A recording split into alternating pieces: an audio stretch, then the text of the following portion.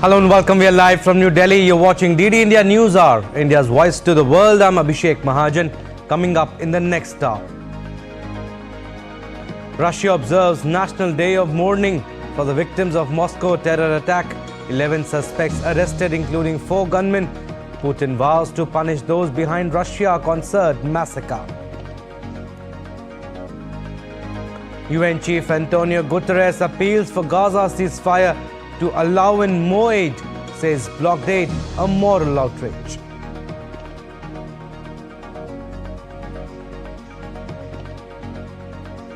It is time for an immediate humanitarian ceasefire. It is time to silence the guns. India's External Affairs Minister says Pakistan uses terrorism as an instrument of statecraft, asserts India will not skirt this problem anymore.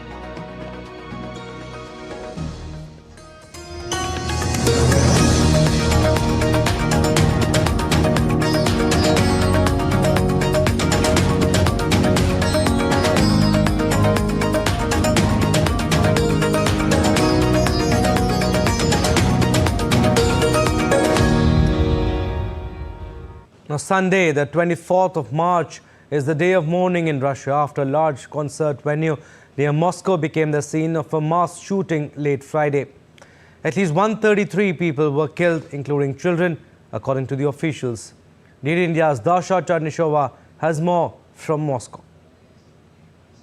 Speaking 19 hours after the terrorist attack at the Crocus City Hall, Russian President Vladimir Putin said 4 men directly involved in the attack have been detained. Russian Interior Ministry says they are all foreigners. FSB had earlier said that these men were trying to escape to Ukraine. President Putin said it is now needed to identify all the accomplices who were involved in the attack, people who have helped to plan, stash weapons, get to the scene. He did not assign the blame, but said whoever they are, they should be punished. So now the investigation focuses on who stood behind this attack. Sunday has been declared the National Day of Mourning in Russia. But as the situation settled at the site of the attack, people started to bring more and more flowers in memory of the victims. Hundreds of people volunteered to donate blood. The body count has been rising as many people were trapped inside the rooms where they tried to hide from the gunmen and later suffocated. Dasha Charnishova in Moscow, reporting for DD India. In St. Petersburg, residents brought toys, flowers and candles to a makeshift memorial to honor the memory of the victims of the Moscow attack. Mourning on the incident, the residents said it is a big tragedy and such tragedies leave a deep mark. Rostov-on-Don residents also brought toys and flowers and lit candles at a makeshift memorial of the Moscow attack victims.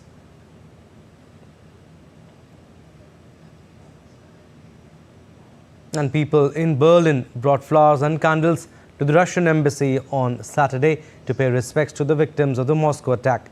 Several members of the German government took to social media to condemn the attacks and offer their condolences to the victims and their relatives. Condoling the incident, German Foreign Minister Annalena Baerbock said, "We condemn cowardly and inhumane terror anywhere and sympathize with the people of Russia." Russian embassy in India has opened an online book of condolences to leave a message of sympathy to the families of victims of the Moscow terror attack. North Korean leader Kim Jong-un sent a message of sympathy to Russian President Vladimir Putin over the massacre at Moscow Concert Hall on Saturday. Kim expressed deep condolences and sympathy to the victims and their families on the news of heavy casualties caused. The KCNA news agency stated that Kim said nothing can justify heinous acts of terrorism against the human lives. UN Secretary General Antonio Guterres has called for an immediate humanitarian ceasefire and the release of Israeli hostages held in Gaza. He witnessed a long line of blocked relief trucks on Egypt's side of the border with the Gaza while visiting the Rafah crossing on Saturday. Israeli Foreign Minister Israel Katz criticized Guterres in a social media post for blaming Israel without condemning in any way the Hamas-ISIS terrorists who plunder humanitarian aid. We have more. Well, the United Nations Secretary-General Antonio Guterres visiting that Rafah border, crossing the Egyptian side of the border crossing, calling it a moral outrage that so many aid trucks were lined up on the Egyptian side of the border and unable to access those who so desperately need the help inside the Gaza Strip. He said it was a moral outrage that could not happen. He also called for an ironclad commitment from Israel that humanitarian supplies can receive unfettered access to those who so desperately need it in the Gaza Strip. But asked whether or not he thought the Israeli government would heed his requests, he said, "It is clear that the Israeli government does not normally do what I ask it to do." A long line of blocked red relief trucks on one side of the gates, the long shadow of starvation on the other. That is more than tragic. It is a moral outrage. Now more than ever, it is time for an immediate humanitarian ceasefire. It is time to silence the guns. It is time for an ironclad commitment by Israel for total unfettered access for humanitarian goods throughout Gaza. And in the Ramadan spirit of compassion, it is also time for the immediate release of all hostages. So some level of skepticism from the UN Secretary-General that this visit will have much of an impact, but it does join a chorus of international pressure when it comes to the humanitarian situation in the Gaza Strip, called catastrophic by aid agencies, and in the context of a rift between the Israeli government and some of its closest allies. We saw just in the last day or so Anthony Blinken, the US Secretary of State, here in Israel, meeting with Prime Minister Netanyahu and the War Cabinet, urging the Israeli government against an operation in the southern city of Rafah, pinned up against that Egyptian border, saying it would be a mistake and that the US position is that it should not happen. Prime Minister Netanyahu pushing back very firmly, saying even with or without US support, Israeli forces will go into Rafah, an operation which Antonio Guterres, the UN Secretary-General, say would lead to humanitarian catastrophe. Alex Kadya in Tel Aviv, reporting for DD India. And the UN Security Council is set to vote on a resolution on Monday demanding a humanitarian ceasefire in Gaza during the Muslim holy month of Ramadan. The resolution put forward by the 10 elected council members is backed by Russia and China, who vetoed a US-sponsored resolution on Friday that supported an immediate and sustained ceasefire in the Israel-Hamas conflict in Gaza.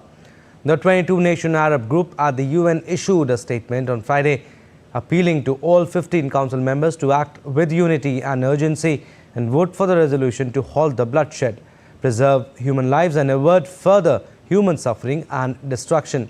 Since the conflict broke out on October 7th, the Security Council has adopted 2 resolutions on the worsening humanitarian situation in Gaza, but none has called for a ceasefire.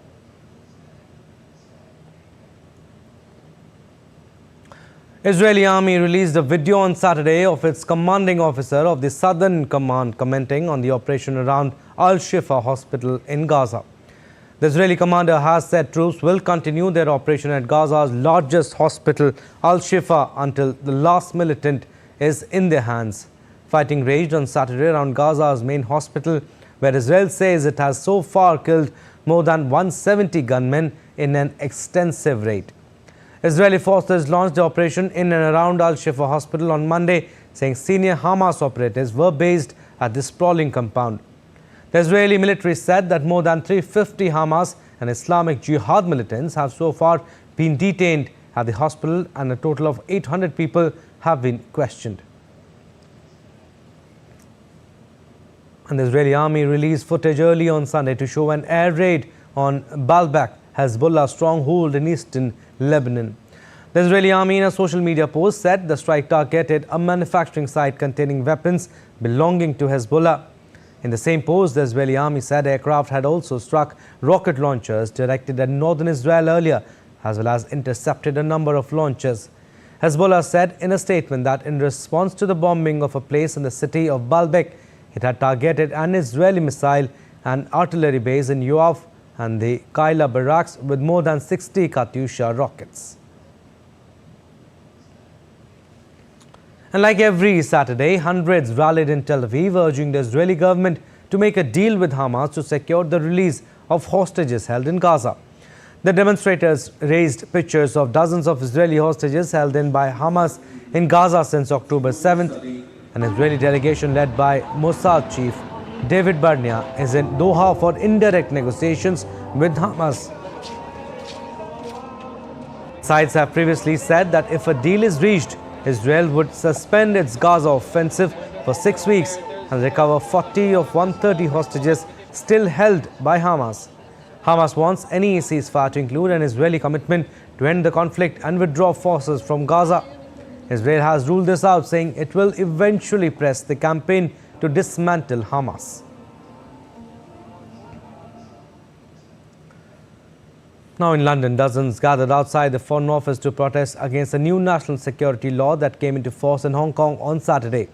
The protesters say the law, also known as Article 23, erodes freedom in the city and damages its international financial hub credentials.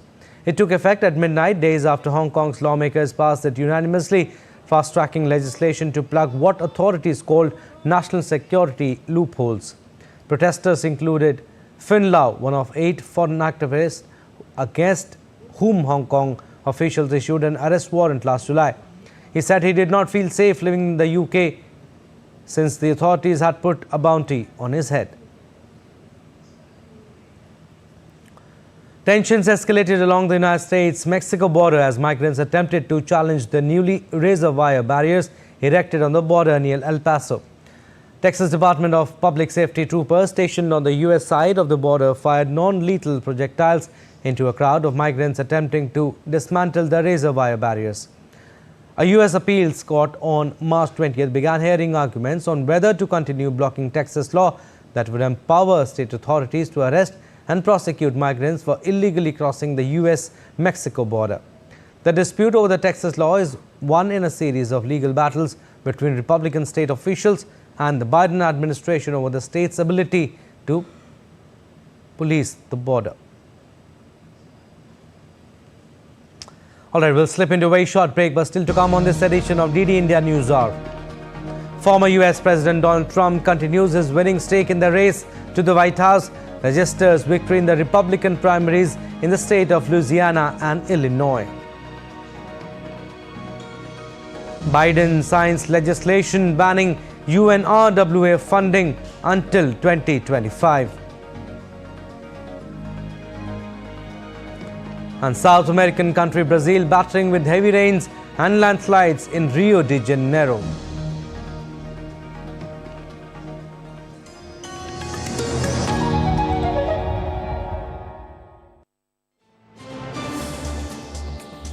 Voice of a rising aspirational world. Stories of challenges, struggles and accomplishment. A world battling conflict, hunger and poverty. Embracing growth, development, science and technology. A voice of progress, a voice of unity. Watch Voice of the Global South with me, Akshay Dongre, only on DD India.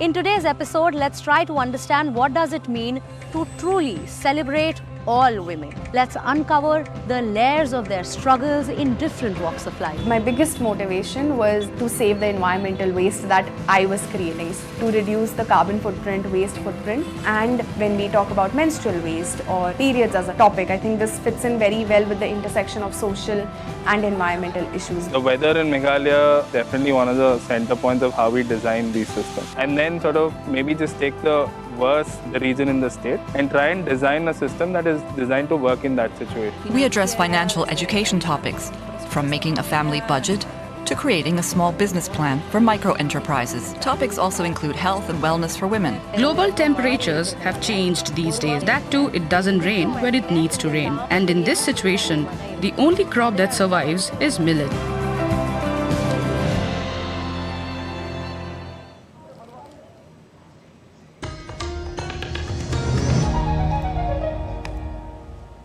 Welcome back. You're watching DD India News Hour. I'm Abhishek Mahajan.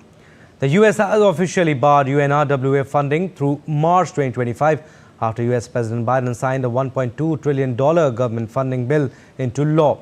The bill also eliminates funding for the UN Commission of Inquiry against Israel and fully funds the annual US security commitment of $3.3 billion for Israel, which allocates funding for the Iron Dome and other defensive systems. The act withholds funds from the UN Human Rights Council to hold it accountable for blatant anti-Israel actions and reform the Council's election process to prevent human rights abusers from becoming members.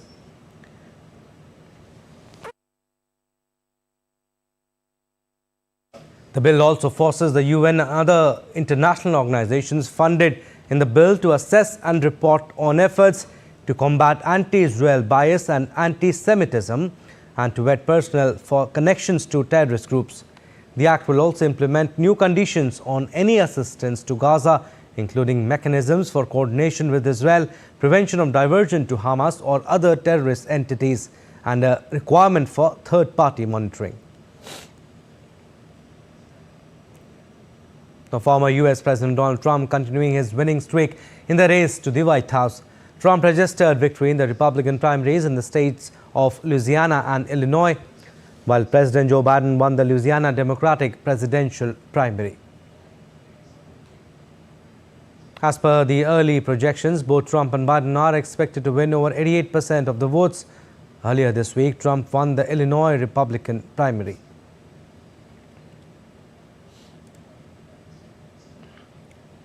Now, polls closed in the first round of Slovakia's presidential election on Saturday, with the country is headed for a runoff round. Career diplomat and former Slovak Foreign Minister Ivan Korkok won the first round of Slovakia's presidential election on 42% support, with over 99% of districts reporting.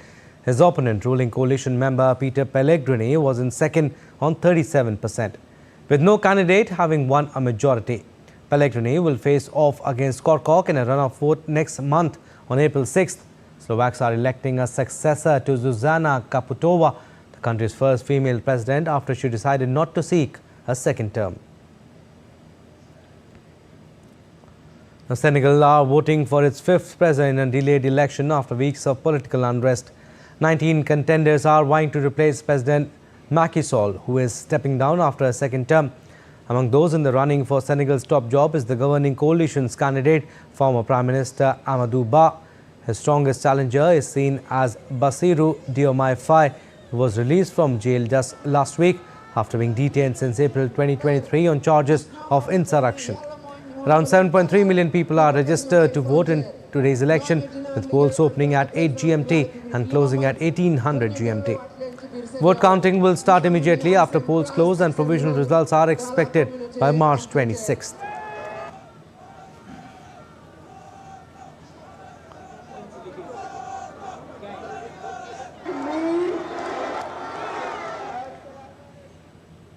And the humanitarian situation in Democratic Republic of Congo is deteriorating as conflict escalates in the eastern provinces, compelling families to flee once more.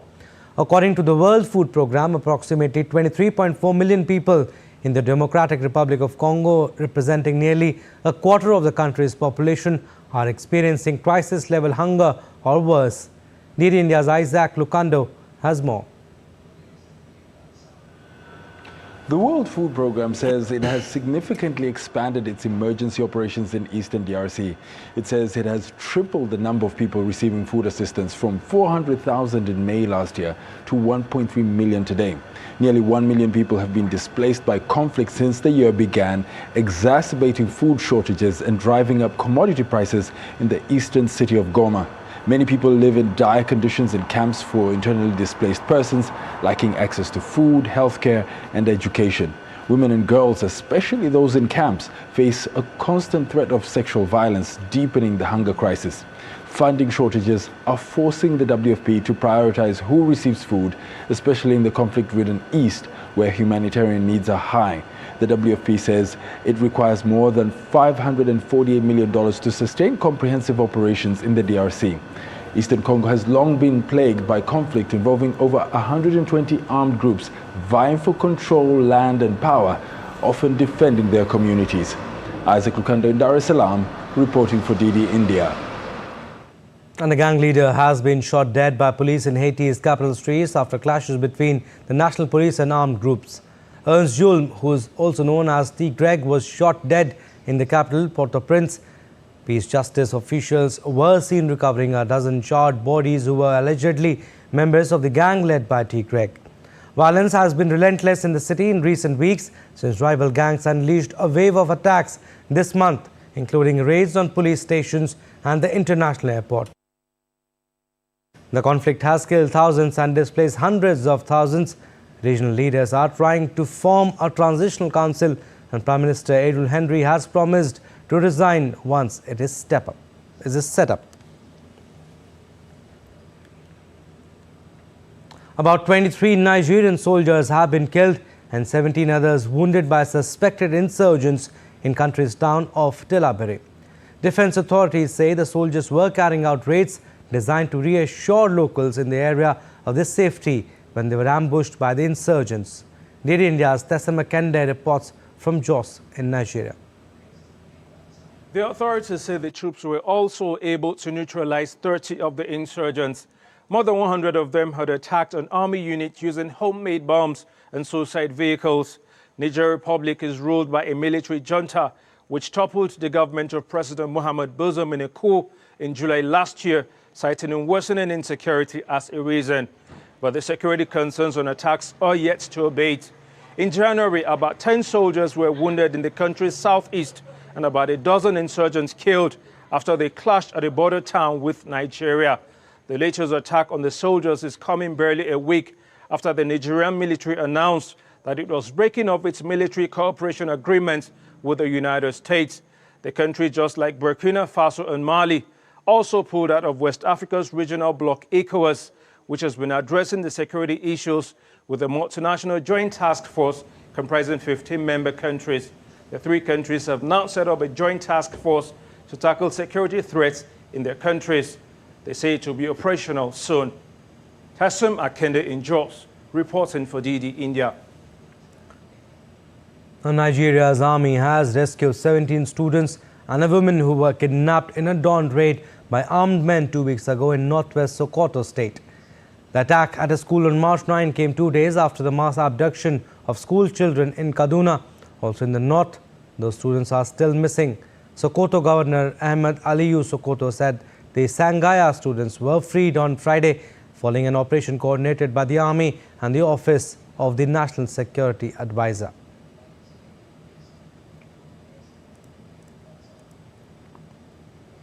This is a result of deliberate efforts by all security agencies, both here and that of Zamfara State, to ensure the safe passage and recovery of these abducted children.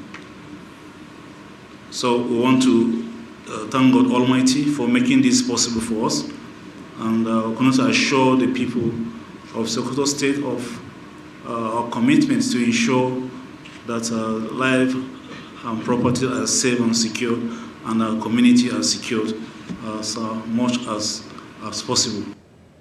And hundreds of pro-life activists rallied through Argentina's capital on Saturday, demanding the repeal of the country's abortion law. The demonstrators marched with banners "No to Abortion" and "Argentina without abortion." Argentina's President Javier Milei has expressed its rejection of the abortion law passed in the South American country in December 2020. Milei, during his presidential campaign, promised to hold a constitutional referendum on the abortion law.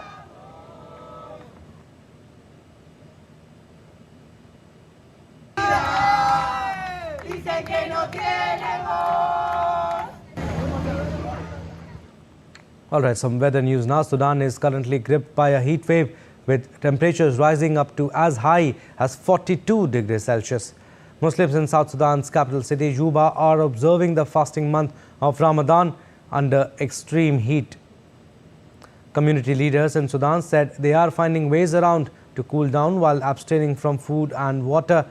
To cope with the heat, people are preferring to drink more water during iftar. Earlier, the Met Department had issued warnings that there will be unusually high temperature in March, particularly in the northern parts of the country.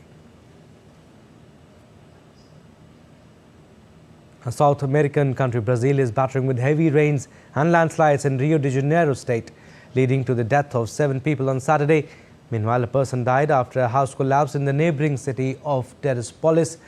Rio authorities remain on alert on Sunday as the cold front is expected to move away from the state. Earlier, heavy storms in the month of January and February killed more than 20 people in Rio de Janeiro.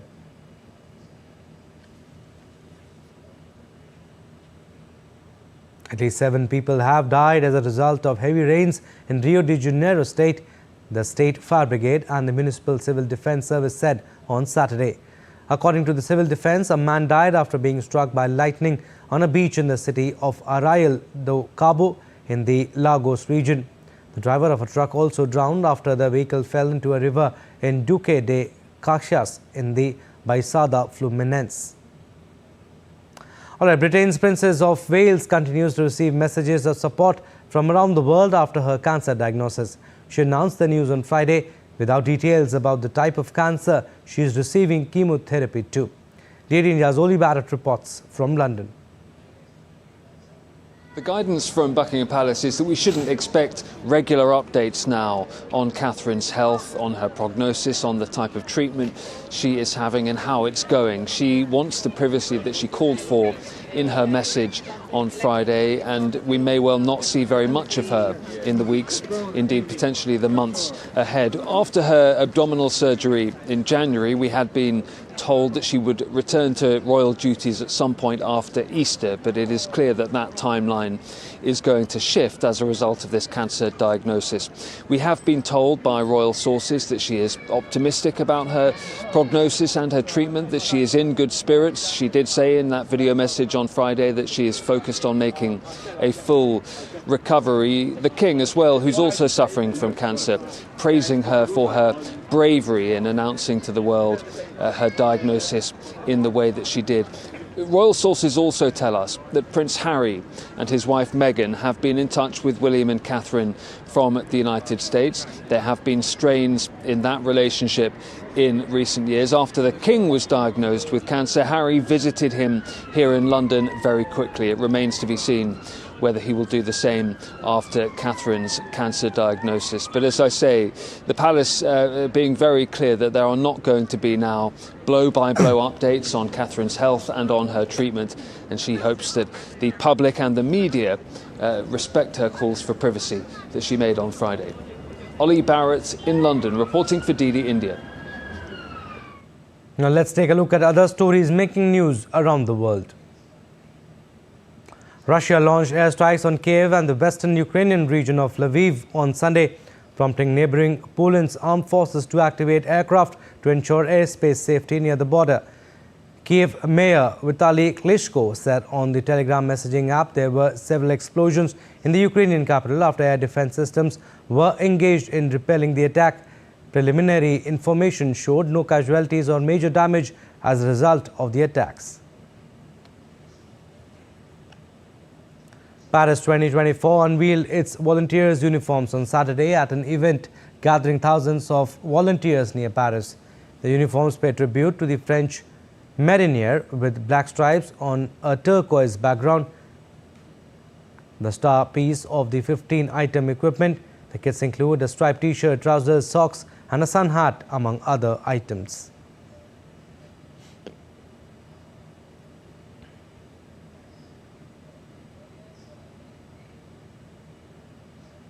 A magnitude 6.1 quake struck off the coast of Indonesia's East Nusa Tenggara province. The epicenter was located 104 kilometers southeast of Endes city in the East Nusa Tenggara province at a deep of 47 kilometers. There were no immediate reports of damages or casualties. Indonesia's geophysics agency in a social media post said there was no tsunami potential. A magnitude 6.9 earthquake hit northern Papua New Guinea on Sunday. However, no reports of damage or injuries and tsunami warning was issued after the inland earthquake in the country. All right, we'll slip into another short break. Still to come on this edition of DD India News Hour. Poll fever grips India. Congress party releases fourth list of candidates. Bharatiya Janata Party holds central election committee meet. Jaish terror module busted in Srinagar. 3 operatives arrested with weapons. India's renowned sand artist Doordarshan created a sand sculpture at Puri beach to pay tributes to Moscow terror victims.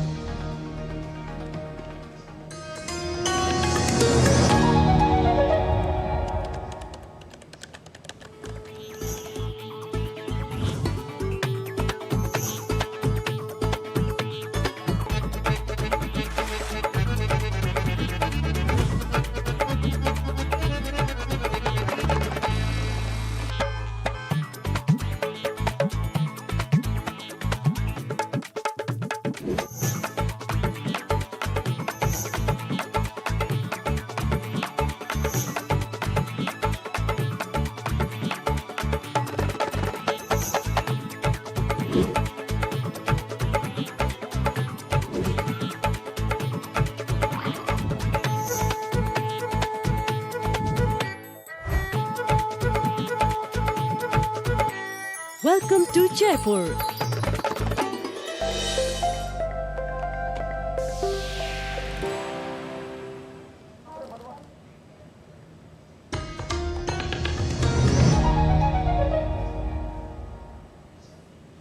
Welcome back. You're watching DD India News Hour. I'm Abhishek Mahajan.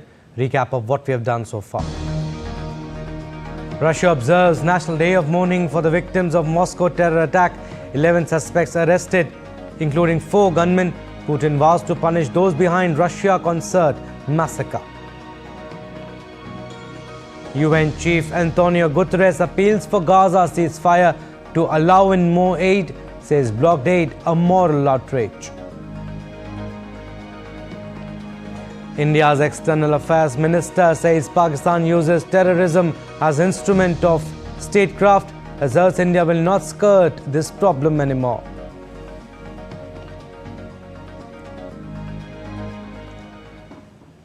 India's External Affairs Minister Dr. S. Jaishankar took a dig at Pakistan over its terrorism activities, saying that the neighbouring country is sponsoring terrorism at almost an industry level. How do you deal with a neighbor who does not hide the fact that they use terrorism as an instrument of statecraft? Now, it's not a one-off happening. I mean, different countries at different points of time have experienced this. But a very sustained, almost an industry level, assembly line of people whose job it is to do bad things at night. To produce this with the intent of pressurizing your neighbor becomes a real challenge. So what we have come to conclude is that we have to find a way of addressing it, that dodging the problem gets us nowhere. It only invites more trouble. So I don't have a quick instantaneous fix. But what I can tell you is that India will not skirt this problem anymore. And speaking at an event held post his lecture session on his authored book Why Bharat Matters at Institute of South Asian Studies of National University of Singapore, Dr. S. Jaishankar slammed China for disturbing the foundation of equilibrium and violating border pacts in 2020. We're not talking of solving the boundary dispute. We are talking about maintaining peace and tranquility on the border. And we had.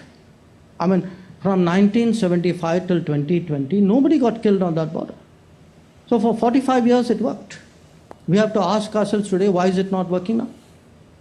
And until we have that stabilization of the border, to me it is illogical to expect that the equilibrium building, the relationship building, doing more things would move forward.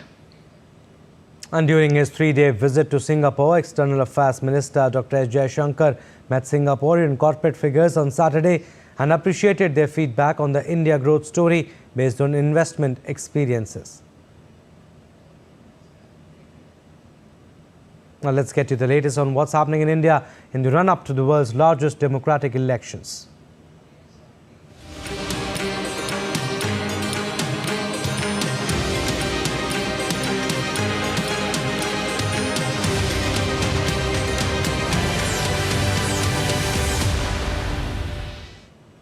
The Congress Party on Saturday released the fourth list of 46 candidates for the upcoming general polls. With this, the Congress has declared a total of 183 candidates for the upcoming polls so far. Uttar Pradesh Congress President Ajay Rai has been fielded from Varanasi against BJP candidate and Prime Minister Narendra Modi. Congress leader Digvijay Singh will contest from Rajgarh constituency, Imran Masood from Saharanpur and Danish Ali from Amroha. The party is yet to announce its candidates for the Amethi and Raebareli constituencies. Now, Bharatiya Janata Party held the meeting of its Central Election Committee on Saturday to decide the names of the candidates for the upcoming general elections. The list, which is expected to be announced on Sunday, will include candidates from Uttar Pradesh, West Bengal, Rajasthan, Odisha and Andhra Pradesh. The election for 543 Lok Sabha seats will commence in 7 phases starting April 19th.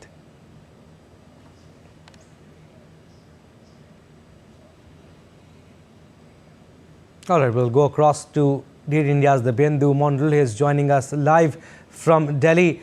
Dibyendu, first of all, the BJP convened a crucial meeting of its Central Election Committee yesterday to finalize the selection of the candidates.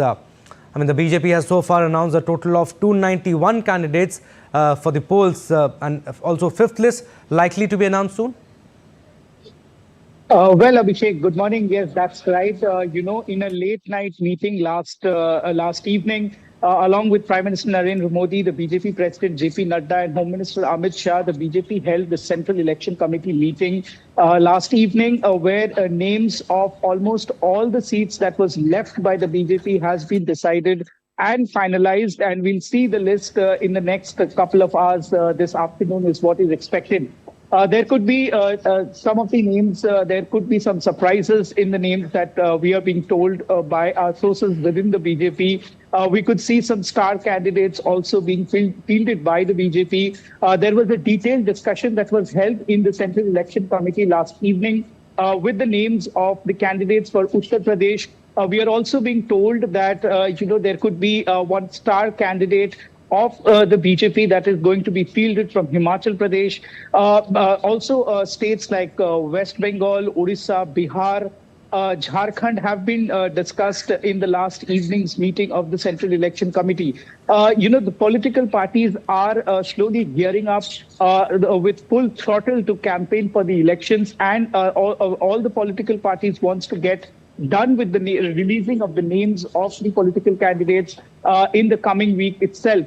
So what we expect is that the BJP has decided on almost all the candidates that they are likely to field for the general elections of 2024 and release the list by this evening. So, the BJP's, of course, the BJP Central Election Committee is the highest decision-making body, and it has almost finalized on almost all the names across all the seats across the country, which will be released by this afternoon or late evening is what we are being told. Expect many surprises is what also we have been told by our party sources within the BJP. Yes, back to you. Right. Dibyendu, also, what about Congress? What is their strategy? Congress also yesterday released the fourth list of 46 candidates, and in total they have declared a total of 183 candidates for the poll so far. Yes, that's right. The Congress last evening released a list of 46 candidates, and it had names from Manipur, Mizoram, Uttar Pradesh, West Bengal, Karnataka as well. The BJP has fielded Ajay Rai, who has been contesting from Varanasi seats for a long time. He will be contesting once again against Prime Minister Narendra Modi.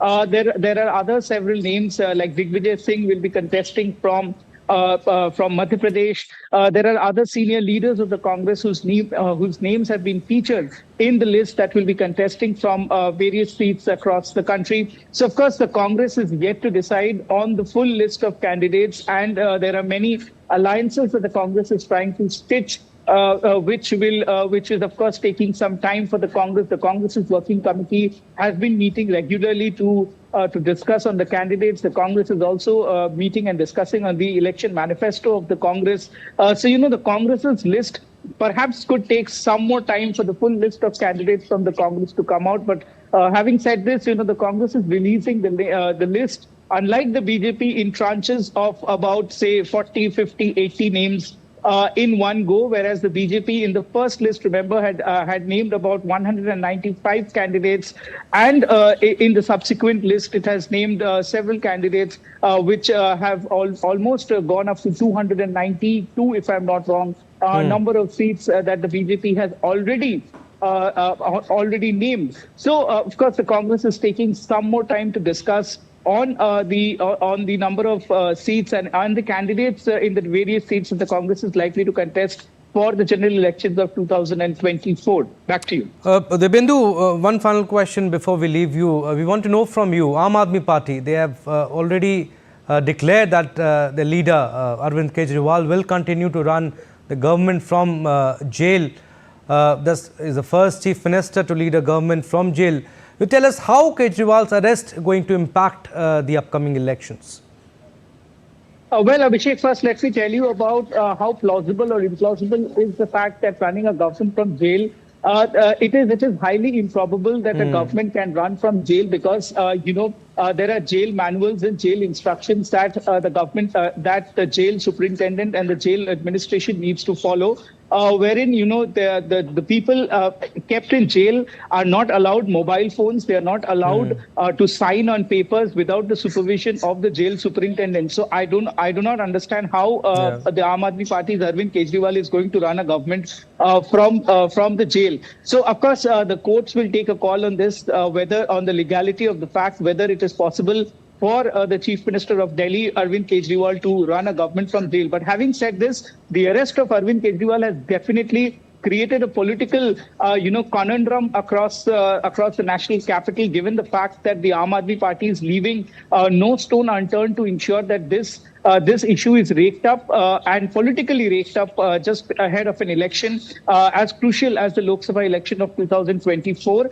Of course, politics is going to play out on the streets of Delhi because, the Aam Aadmi Party has planned a detailed, has prepared a detailed plan of how the protest is going to be in the coming days. They have also planned, a mass protest day after tomorrow in the national capital, which is, of course, going to cause a lot of pain to a lot of people who will be traveling across the national capital just a day after Holi. So, the Congress also seems to be, in a jitter where on one side the Delhi Congress is supporting Arvind Kejriwal, on the other side the Punjab Congress is against the Aam Aadmi Party and for the arrest of Arvind Kejriwal, and they have been vehemently talking about how a massive corruption has taken place in the liquor policy in Delhi. But remember, Abhishek, it was also the Delhi Congress who was the first, one of the first litigants in the liquor policy. So, the Congress seems to be in a tough position at the moment because it seems their house is not in order, because on one side, as I said, they are showing that they are in support of the Congress, support of Aam Aadmi Party's Arvind Kejriwal, and on the other side, the other section of the Congress is against. Yeah. So also the issues of the Congress filing the first report in fact the first complaint of liquor scam in Delhi is putting the Congress in a tough position. So of course a lot of politics will play out on the streets of Delhi in the coming days. And the Aam Aadmi Party will try to, galvanize support in favor of Aam Aadmi Party. But of course, how much it will relate on to the voters and how much it will translate to political capital for the Aam Aadmi Party is, of course, we'll see on the 25th of May when Delhi goes to polls. Absolutely. They don't look very comfortable. And the next few days, like you said, will be very interesting. We'll leave it at that. Devendra, thank you for your inputs. Managing logistics in a country with 968 million voters is an incredible task, and it will be carried out by the Election Commission of India when the country holds general elections. Our next report tells you more about the ECI's role and powers.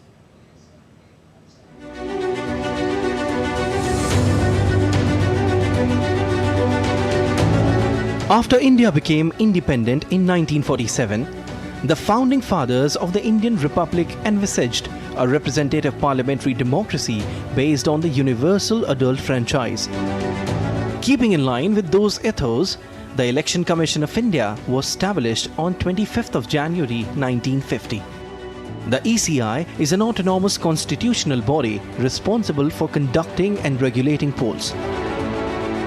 Its powers are broadly divided into three categories: administrative, advisory, and judicial. The administrative powers include registration of eligible voters, preparation of poll schedule depending on the availability of resources both in terms of execution and security needs, scrutinize nomination papers of candidates. The poll body's most important task is to ensure the fairness of the electoral process and prevent incidents of rigging, booth capturing, and violence. Coming to advisory powers, the ECI can recommend the President and the state governors to disqualify sitting members of Parliament and members of legislative assemblies respectively if they are found guilty of indulging in corrupt practices during polls. As for the judicial powers, the Election Commission cannot review any poll result on its own. This can only be done through an election petition which can be filed before the High Court. But the ECI can settle disputes related to recognition of political parties. Apart from ensuring free and fair elections, the poll body has also been organizing various awareness campaigns to increase voter turnout. Bureau Report, DD India. Now, due to inclement weather conditions in Siachen, India's Defence Minister Rajnath Singh has changed his plans now. Now he will be travelling to Leh. In a symbolic gesture of solidarity and appreciation for the brave soldiers, Indian Defence Minister Rajnath Singh will celebrate Holi with these soldiers in Leh. Now let's take a look at other stories making news.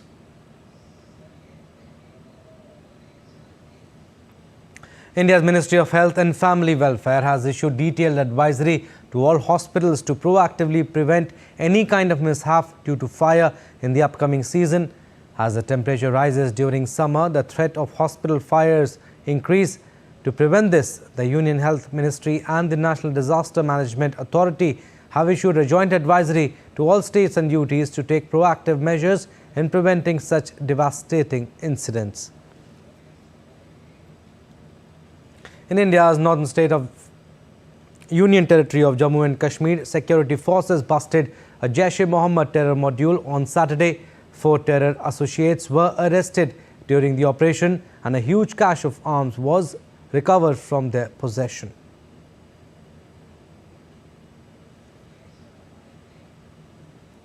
A team of Archaeological Survey of India arrived at Bhojshala complex in central India's Madhya Pradesh to continue its survey. The exercise began on Friday. A 15-member ASI team along with senior local police and district administration officials readied the site for scientific assessments following a Madhya Pradesh High Court directive to conduct a scientific survey within 6 weeks. After a terror attack on the Russian capital Moscow, India's renowned sand artist Doordarshan created a sand sculpture on Puri beach. Through his artwork, he strongly condemned the terrorist attack and offered condolences with the families of the victims. All right, well, still to come on this edition of DD India News Hour. Srikanth goes down in close Swiss Open semi-final game. Double header in IPL today. Rajasthan to take on Lucknow Super Giants. Gujarat Titans and Mumbai Indians also to start their campaign. On March 23rd, World observed Earth Hour Day, an annual event organized to raise awareness about environmental issues.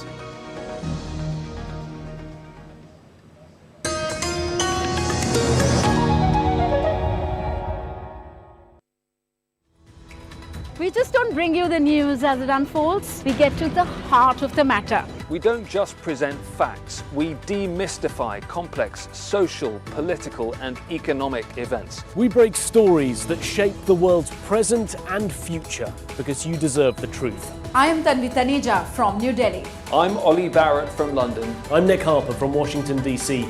Join us on DD India Global Monday to Friday at these times.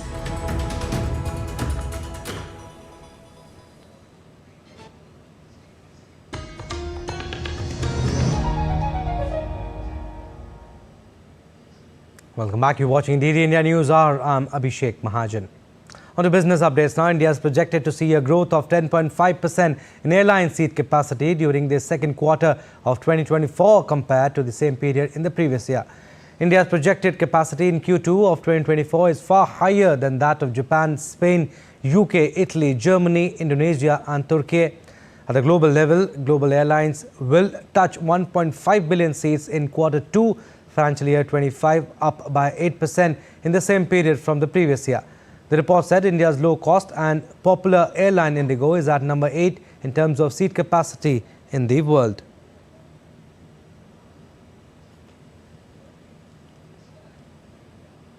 India's forex reserves increased by USD 6.396 billion to USD 642.492 billion for the week ended on March 15th. In October 2021, the country's forex kitty had reached an all-time high of $645 billion. The reserves took a hit as the central bank deployed the kitty to defend the rupee amid pressures caused majorly by global developments since last year. For the week ended March 15th, the foreign currency assets, a major component of the reserves, increased by $6.034 billion to $568.3 billion.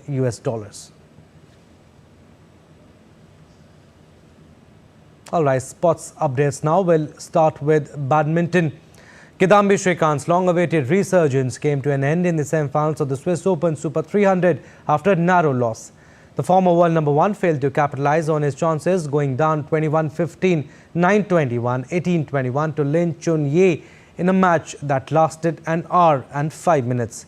From one lens, this is a satisfactory outing for Shrikant, who was struggling to string together back-to-back wins on BWF Tour and has broken that duck with a semi-final run. But from the other angle, this will be a missed opportunity for the former world number one to reach his first final since the 2021 World Championships.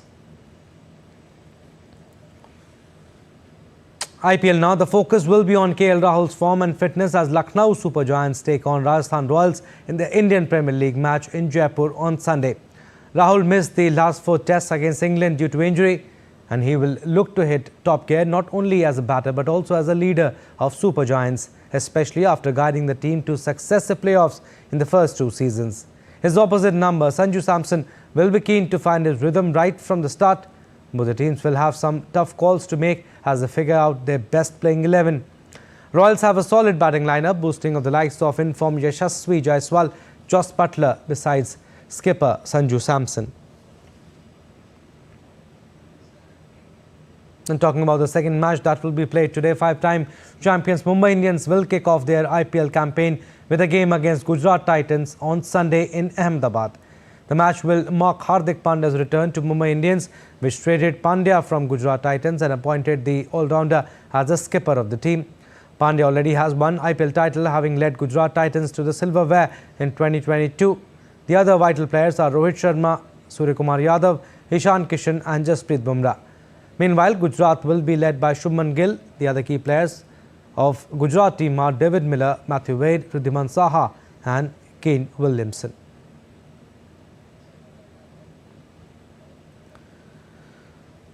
On March 23rd, World observed Earth Hour Day, an annual event organized to raise awareness about environmental issues. This year marked the 18th edition of Earth Hour with the theme Biggest Hour for Earth. We got some visuals from around the world. People turned off lights and electrical appliances for an hour.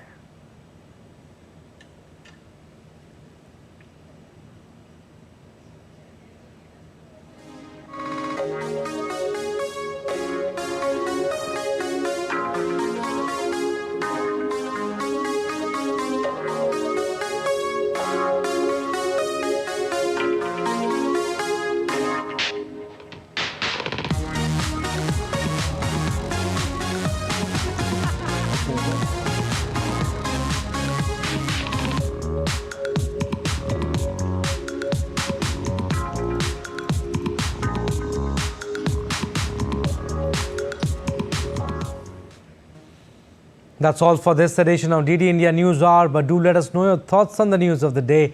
You can connect with us on Facebook, X, formerly Twitter and Instagram. We'll be back with more news as it breaks here on DD India. I'm Abhishek. From all of us here in Delhi, thanks for watching DD India News Hour.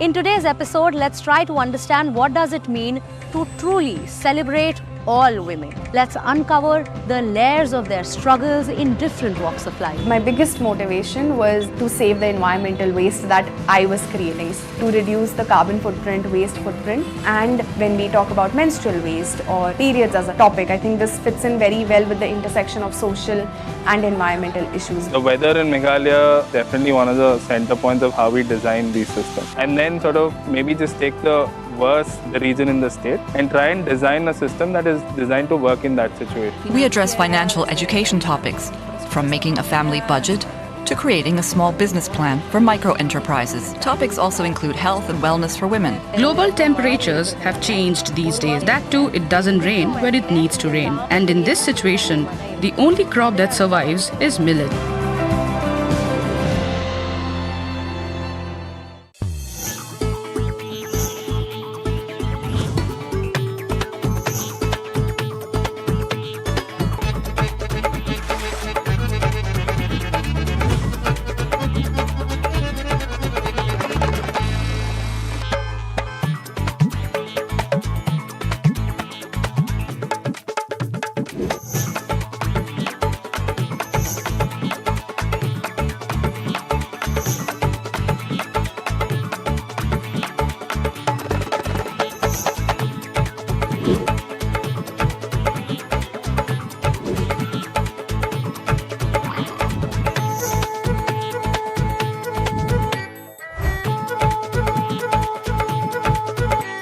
Welcome to Jaipur.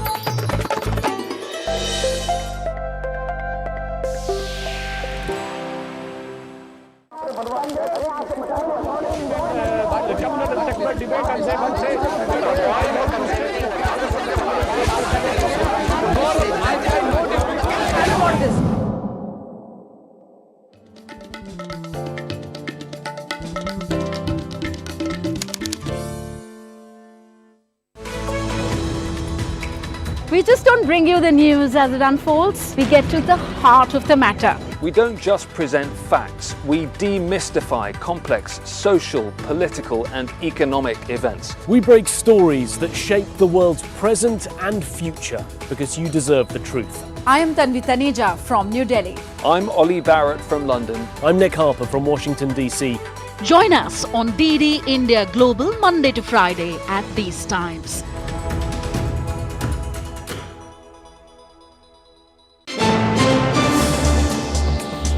Voice of a rising aspirational world.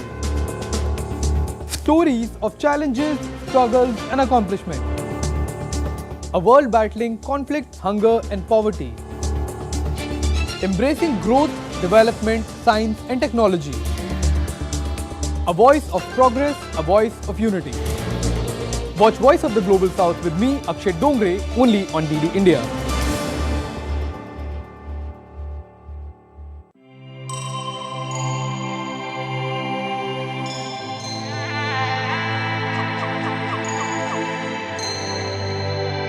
Embark on a timeless journey.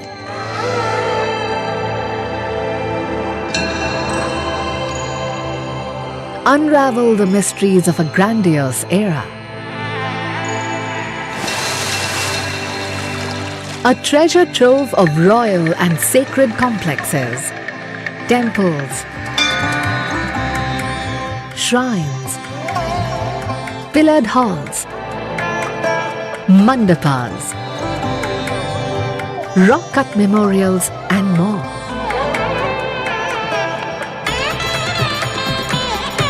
a spectacular setting of rugged landscape and exemplary workmanship, representing the best of Dravidian architecture.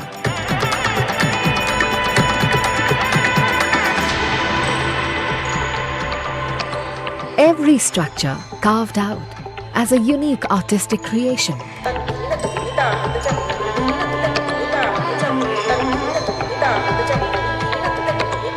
A heritage landmark that reflects pure magnificence, integrated within its natural environment. An unexplored haven for nature and adventure enthusiasts.